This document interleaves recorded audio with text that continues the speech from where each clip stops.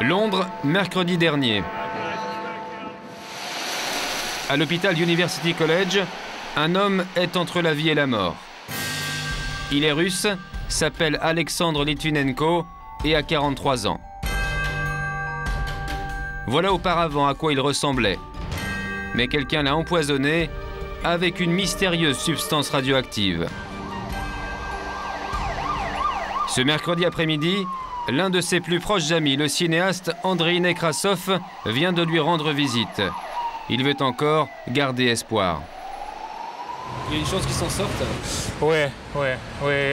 Et je crois qu'il a mal. Il a mal parce que de temps en temps, il crie. C'est vraiment effrayant. Parce qu'il est quelqu'un de très fort. Il est toujours très sportif, très fort. Et de voir comme ça, mince, parce qu'il ne mange pas, il ne peut pas manger. Il ne mange pas depuis 20 jours. Qui a fait ça? Qui a fait ça? Parce que c'est l'empoisonnement avec radiation qui fait énormément de douleur. C'est vraiment un processus très lent. C'est du sadisme, vous savez. C'est pas un meurtre comme ça. L'affaire fait le tour du monde, car Alexandre Litvinenko n'est pas n'importe qui. En 1998, cet agent des services secrets russes, ici au milieu d'autres officiers, sort de l'anonymat et dénonce publiquement sa hiérarchie. C'est un fait rarissime. Il refuse d'exécuter l'ordre de tuer Boris Berezovsky, un milliardaire que les services spéciaux jugeaient trop influent et dangereux pour l'État russe. Les services secrets utilisent des méthodes contraires à la Constitution pour assurer la sécurité de l'État. Litvinenko déchire sa carte du FSB, l'ex-KGB, et fuit la Russie pour gagner l'Angleterre. À Londres, il se fait aider financièrement par celui qu'il avait refusé d'abattre, Boris Berezovsky, lui aussi en exil. Reconnaissant jusqu'au bout, l'homme d'affaires lui a d'ailleurs rendu visite chaque jour à l'hôpital la semaine dernière. Bref, Alexandre Litvinenko est devenu la bête noire du Kremlin. D'autant plus qu'il publie des enquêtes où il critique sévèrement les autorités russes et en premier lieu le chef de l'État Vladimir Poutine. 2 semaines seulement avant son empoisonnement, l'ex-agent secret n'a d'ailleurs pas hésité à accuser Poutine d'être à l'origine de la mort de la journaliste russe d'opposition Anna Politkovskaya, assassinée le 7 octobre dernier à Moscou. On me pose la question, qui a tué Anna? Eh bien, je vous réponds, c'est Vladimir Poutine. Pour ces gens-là, Anna est une ennemie politique, c'est pour ça qu'ils l'ont éliminée. Et tout ça sera découvert lorsqu'on changera de régime en Russie. Des propos courageux. Mais 2 semaines plus tard, le 1er novembre, Alexandre Litvinenko sera empoisonné. Comment s'est déroulée cette journée fatale? Dans la matinée, l'ex-agent secret se rend au bar d'un palace londonien. Il a été contacté par 2 Russes qui souhaitaient le rencontrer pour affaires. 2 Russes, dont Andrei Lugovoy, un ancien espion du KGB comme lui. Les amis d'Alexandre soupçonnent cet homme d'avoir peut-être profité d'un moment d'inattention de la victime pour lui verser le poison radioactif dans sa tasse de thé. Le suspect dément et les enquêteurs britanniques refusent d'évoquer la moindre piste. Plus tard dans l'après-midi, l'ancien espion a rendez-vous avec un certain Mario Scaramella. C'est un expert italien qui lui aussi enquête sur les agissements des services secrets russes. Alexandre lui a donné rendez-vous dans ce restaurant japonais du centre de Londres. C'est Scaramella qui a provoqué la rencontre afin, dit-il, de le prévenir d'un grave danger. Que voulait-il lui dire au juste? Pour le savoir, nous nous sommes rendus à Naples, où travaille Mario Scaramella. Nous avions rendez-vous dans ce café, mais surprise, c'est l'un de ses gardes du corps qui nous accueille. Comment allez-vous? You speak English? Français? Oui. Parlez avec moi en français. Ah, très bien. Comment s'appelle votre journal, s'il vous plaît? M6. Voulez-vous venir avec moi, s'il vous plaît? Le garde du corps nous demande de suivre sa moto.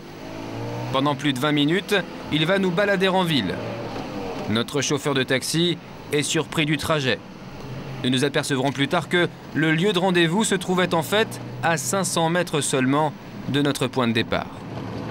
Une fois sur place, Nouvelle consigne. S'il vous plaît, il n'est pas possible de faire le film à l'édifice. D'accord. Oui. Seulement à la chambre où se trouve Scaramella. Oui. Ok.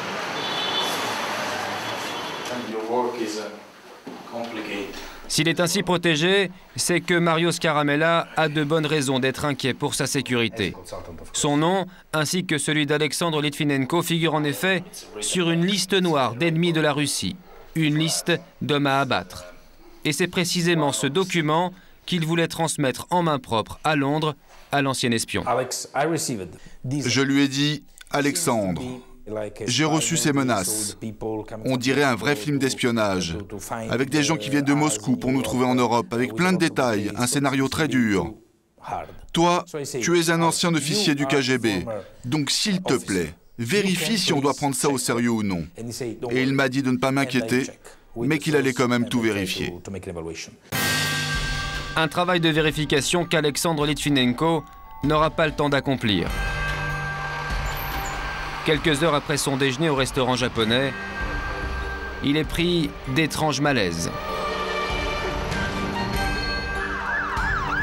Très vite, Alexandre va être hospitalisé. Son état va empirer de jour en jour, une agonie longue et douloureuse. Au laboratoire d'analyse, on ne comprend pas. Il faudra de longues recherches avant d'identifier le poison. Ils n'ont jamais vu ça, c'est du polonium-210, une substance radioactive qu'on peut facilement administrer à quelqu'un sans qu'il s'en aperçoive. Il est possible d'ingurgiter une substance radioactive. C'est un produit qui ressemble à un produit quelconque. Probablement, c'est une poudre blanche, peut-être une solution. Et alors, ça émet de l'énergie pour donner de l'énergie à des cellules et les tuer de manière extrêmement spécifique. Jeudi dernier, 3 semaines après son empoisonnement, la nouvelle tombe. Alexandre est mort. Sur le parvis de l'hôpital, son père évoque à sa manière l'empoisonnement radioactif dont l'ex-agent secret a été victime. Mon fils est mort. Et c'est une petite bombe nucléaire qui l'a tué. Une bombe si petite que personne n'a pu la détecter. Le régime russe est un régime criminel, dangereux pour le monde entier. Et c'est ce régime qui l'a tué. Le Kremlin a-t-il voulu la peau d'Alexandre Litvinenko?